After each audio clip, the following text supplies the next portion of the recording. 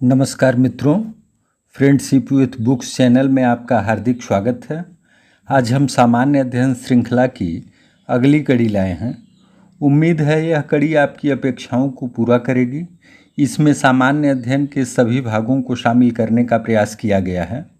उम्मीद करता हूँ आपको पसंद आएगी। आइए बढ़ते हैं प्रश्नों की श्रृंखला की तरफ। मित्रों, आज हम सभी विकल्पों को पढ़ेंगे जिससे आप संबंधित प्रश्न का उत्तर सोच सकें। आइए बढ़ते हैं प्रश्नों की श्रृंखला पर। पहला प्रश्न, भारत का सबसे बड़ा हड़प्पनपुरा स्थल कौन सा है? विकल्प ए हड़प्पा, बी मोहनजोदड़ो, सी लोथल, डी राखीगढ़ी। मित्रों, इसमें सही विकल्प डी है, राखीगढ़ी। राखीगढ़ी हरियाणा के जिंद जिले में है। इस स्थल की खोज प्रोफेसर सूरज भान ने की थी और इनके साथ सहयोगी आचार्य भगवान देव भी थे। आइए बढ़ते हैं अगले प्रश्न पर। सर्वप्रथम मानव ने किस धातु का उपयोग किया था? मित्रों, सर्वप्रथम मानव ने तांबा धातु का उपयोग किया था। आज से 4200 ईसा पूर्व मानव को तांबे का ज्ञान हुआ था। मानव ने इसकी ठोस प्रकृति के कारण इसे हथियार और औजार बनाने के लिए उपयोग किया था। आइए बढ़ते हैं अगले प्रश्न पर। सिंधु घाटी सभ्यता में बांध का साक्ष्य कहाँ से प्राप्त होता है? विकल्प ए लोथल, बी हड़प्पा, सी मोहनजोदड़ो, डी धौलावीरा। मित्रों, इसका सही विकल्प डी धौलावीरा है। सिंधु घाटी सभ्यता में बांध का साक्ष्य धौलावीरा से प्राप्त होता है। यह गुजरात राज्य में है। धौलावीरा लगभग 5000 साल पहले एक प्राचीन महानगर था। धौलावीरा का उत्खनन आर्यस बिष्ट जी ने किया था। आइए अगले प्रश्न पर बढ़ते हैं। गायत्री मंत्र का उल्लेख किस वेद में मिलता है? विकल्प ए यजुर्वेद, बी सामवेद, सी ऋग्वेद, डी अथर्ववेद। मित्रों, इसका सही विकल्प सी ऋग्वेद है। गायत्री मंत्र का उल्लेख ऋग्वेद में मिलता है। ऋग्वेद संहिता में कुल 10 मंडल और वाल्खिल्य सहित 1028 सूक्त हैं और ऋग्वेद के ही तीसरे मंडल में गायत्री मंत्र का उल्लेख मिलता है जिसमें सविता अर्थात सूर्यदेव की उपासना की गई है। आइए अगले प्रश्न पर बढ़ते हैं। सत्यमेव जयते किस उपनिषद से लिया गया है? ए मुंडक उपनिषद, बी छांदोग्य उपनिषद, सी कठोपनिषद, डी उपर्युक्त में से कोई नहीं। इसका सही विकल्प ए है, मुंडक उपनिषद। मित्रों, सत्यमेव जयते मुंडक उपनिषद से लिया गया है। अगर हम उपनिषदों की चर्चा करें तो कुल उपनिषदों की संख्या 18 है। इसे आप नोट डाउन भी कर सकते हैं अपने यादाश्त के लिए। आइए अगले प्रश्न पर बढ़ते हैं। ऋग्वेद में अघन्या शब्द किस लिए प्रयोग हुआ है? विकल्प ए घोड़े के लिए, बी बैल के लिए, सी कुत्ते के लिए, डी गाय के लिए। मित्रों, ऋग्वेद में अघन्या शब्द गाय के लिए प्रयुक्त हुआ है, इसलिए विकल्प डी सही होगा। गाय को प्राचीन काल में मां के समान दर्जा दिया गया था और इसे अघन्या इसलिए कहा गया था क्योंकि इसका वध करना पाप था, वह दंडनीय अपराध था। आइए अगले प्रश्न पर बढ़ते हैं। वैदिक काल में निष्क शब्द का प्रयोग किस लिए किया जाता था? विकल्प ए भुजाबंद के लिए, बी पायजेब के लिए, सी गले के आभूषण के लिए, डी उपर्युक्त में से कोई नहीं। मित्रों, इसका सही जवाब विकल्प सी है। गले के आभूषण के लिए इसका उपयोग किया जाता था और यह सोने से बना होता था, इसे ध्यान रखेंगे। आइए अगले प्रश्न पर बढ़ते हैं। भारतीय संविधान में न्यायिक पुनरावलोकन की व्यवस्था किस देश से ली गई है? मित्रों, विकल्प ए ब्रिटेन, बी सोवियत संघ, सी जर्मनी, डी संयुक्त राज्य अमेरिका। मित्रों, न्यायिक पुनरावलोकन की व्यवस्था संयुक्त राज्य अमेरिका अर्थात यूएसए से ली गई है, इसलिए विकल्प डी इसमें सही है। आइए अगले प्रश्न पर बढ़ते हैं। भारतीय संविधान में प्रस्तावना की भाषा किस संविधान से ली गई है?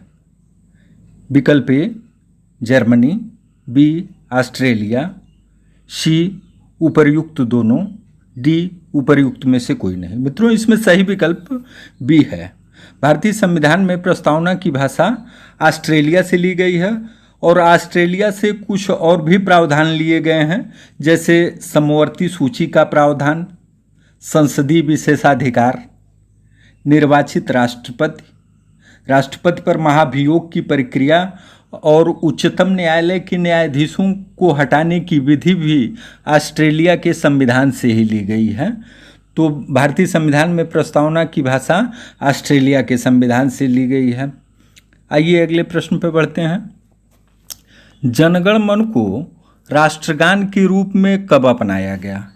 विकल्प ए 15 अगस्त 1947, बी 26 जनवरी 1950, सी 24 जनवरी 1950, डी 25 जनवरी 1950। मित्रों, इसमें सही विकल्प सी है। जनगण मन को राष्ट्रगान के रूप में 24 जनवरी 1950 को अपनाया गया। और साथ ही यहाँ हम बता दें कि जनगण मन का गायन सेकंड 52 है और इसे रविंद्रनाथ टैगोर जी ने लिखा था। आइए अगले प्रश्न पर बढ़ते हैं। संघ और राज्यों के बीच शक्ति विभाजन किस देश के संविधान से लिया गया है? विकल्प ए रूस के संविधान से, बी जापान के संविधान से, सी अमेरिका के संविधान से, डी कनाडा के संविधान से।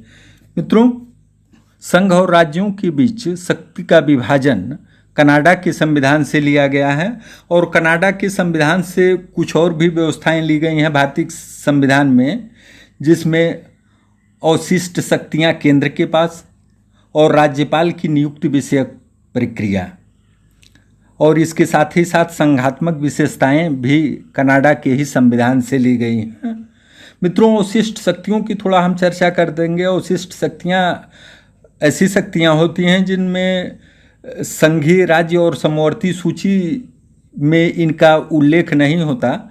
ऐसे विषयों को हम अवशिष्ट विषय कहते हैं और इस पर कानून प्रायः केंद्र सरकार बनाती है। आइए अगले प्रश्न पर बढ़ते हैं। 1946 में गठित अंतरिम मंत्रिमंडल में गृह मंत्री कौन था? मित्रों, विकल्प ए जान मथाई, बी बलदेव सिंह, सी वल्लभ भाई पटेल, डी पंडित जवाहरलाल नेहरू।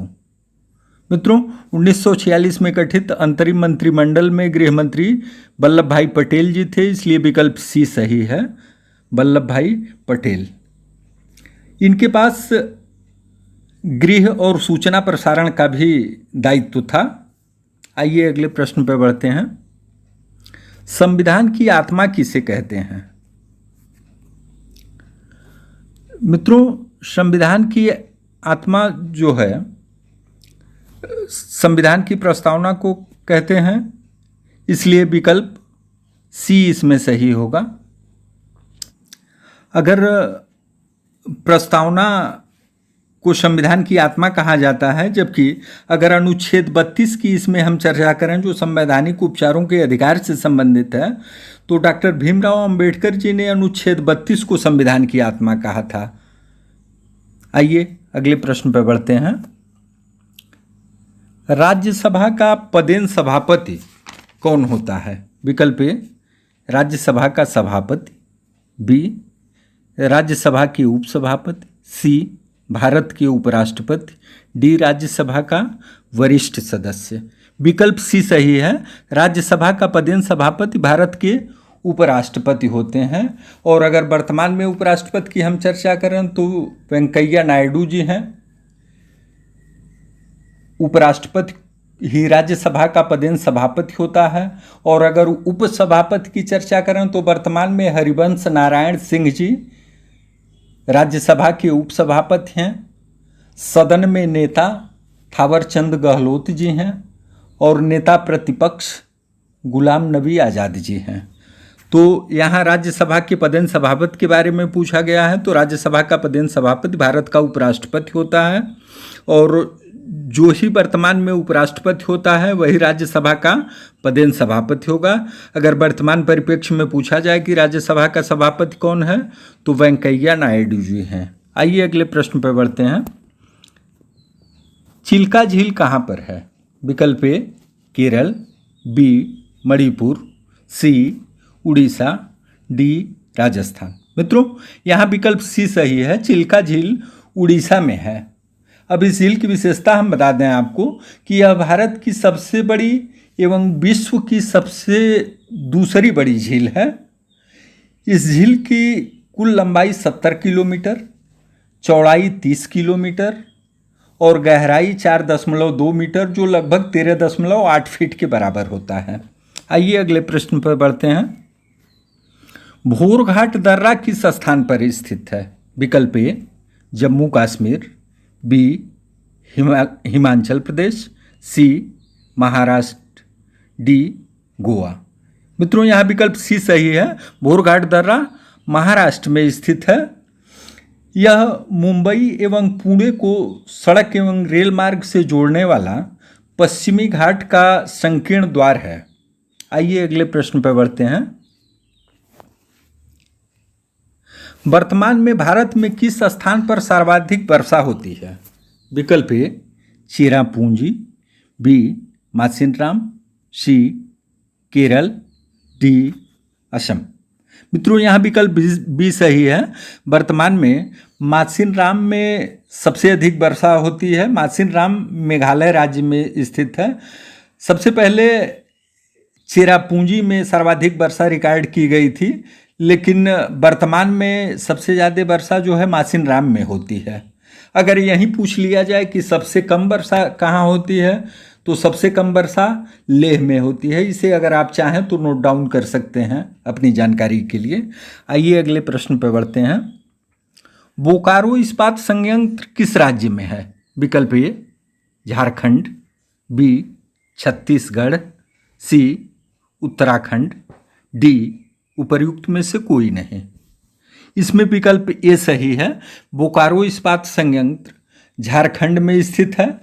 बोकारो इस्पात संयंत्र सार्वजनिक क्षेत्र का इस्पात संयंत्र है जो सोवियत संघ के सहयोग से बना है। यह प्रथम स्वदेशी इस्पात संयंत्र है जो 1964 में स्थापित किया गया था।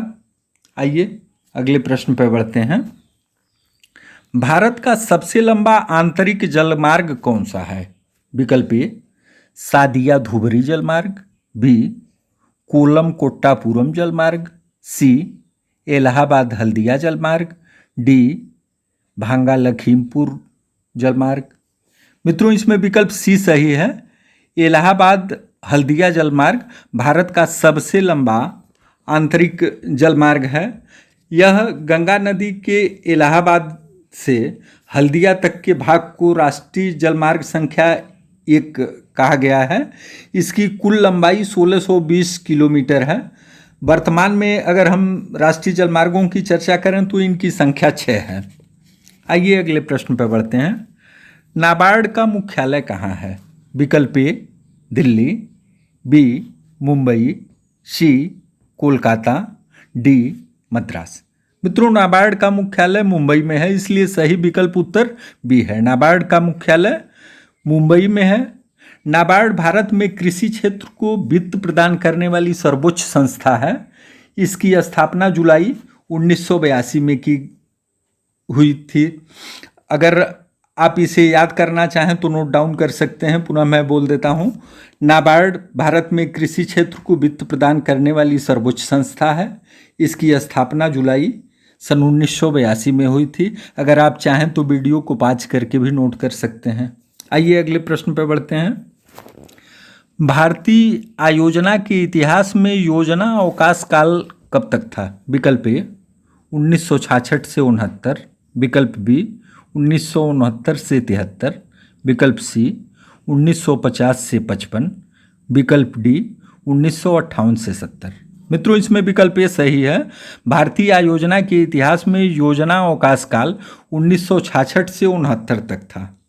आइए अगले प्रश्न पर बढ़ते हैं। विटामिन सी किस चीज में नहीं पाया जाता है? विकल्प ए दूध, विकल्प बी मांसाहार, विकल्प सी उपर्युक्त दोनों, विकल्प डी उपर्युक्त में से कोई नहीं। मित्रों, यहाँ विकल्प सी सही है।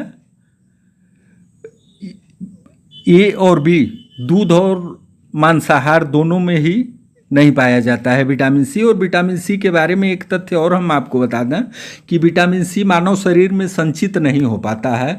जैसे और विटामिन है, जैसे विटामिन ए है यकृत में संचित रहता है, उस तरह विटामिन सी व्यक्ति के शरीर में संचित नहीं हो पाता है। यदि व्यक्ति के अंदर विटामिन सी की कमी हो जाए तो मसूड़ों से खून तक आने लगता है। आइए अगले प्रश्न पर बढ़ते हैं। कान में कुल कितनी हड्डियां होती हैं? विकल्प ए 4, विकल्प बी 6, विकल्प सी 9, विकल्प डी 3। मित्रों, कान में कुल 6 हड्डियां होती हैं और कान की सबसे छोटी हड्डी को स्टेप्स कहा जाता है, जो मध्य कान में पाई जाती है। आइए अगले प्रश्न पर बढ़ते हैं। मानव शरीर में कुल कितनी हड्डियां पाई जाती हैं? विकल्प ए 306, बी 206, सी 208, डी 207। मित्रों, इसका सही विकल्प बी है 206। मानव शरीर में कुल 206 हड्डियां पाई जाती हैं, लेकिन अगर यहीं बच्चों में पूछा जाए तो बच्चों में लगभग 300 हड्डियां पाई जाती हैं, जो बाद में घट के युवावस्था में 206 रह जाती हैं। आइए अगले प्रश्न पर बढ़ते हैं। रक्त समूह कौन कौन से हैं? विकल्प ए और बी, विकल्प बी ओ, विकल्प सी ए और बी, विकल्प डी उपर्युक्त सभी। मित्रों, इसमें सभी विकल्प सही हैं। रक्त समूह ए बी और ओ सभी हैं। इस तरह रक्त समूह 4 हैं, ए बी और ओ। यहाँ हम बता दें कि रक्त समूह की खोज कार्ल लैंडस्टीनर महोदय ने किया था, जिसमें से सर्वदाता रक्त समूह ओ है और सर्वग्राही रक्त समूह ए बी है। सर्वदाता मतलब ओ रक्त समूह का व्यक्ति किसी भी ब्लड ग्रुप को अपना ब्लड दे सकता है, और सर्वग्राही रक्त समूह ए बी है, जो किसी भी समूह से रक्त ले सकता है। अब यहीं हम अपनी वाणी को विराम देना चाहेंगे। अंत में हम इस अपेक्षा के साथ अपनी वाणी को विराम देते हैं कि यह आपकी अपेक्षाओं को पूरा करेगी और आप कमेंट के माध्यम से हमारी कमियों को बताएंगे, जिससे हम अपनी प्रस्तुति में सतत सुधार करते रहें। और भविष्य में आने वाली वीडियोज की सूचना के लिए आप चैनल को सब्सक्राइब करके बेल आइकन दबा दें। अंत में मेरे सभी साथियों को सहृदय प्रणाम।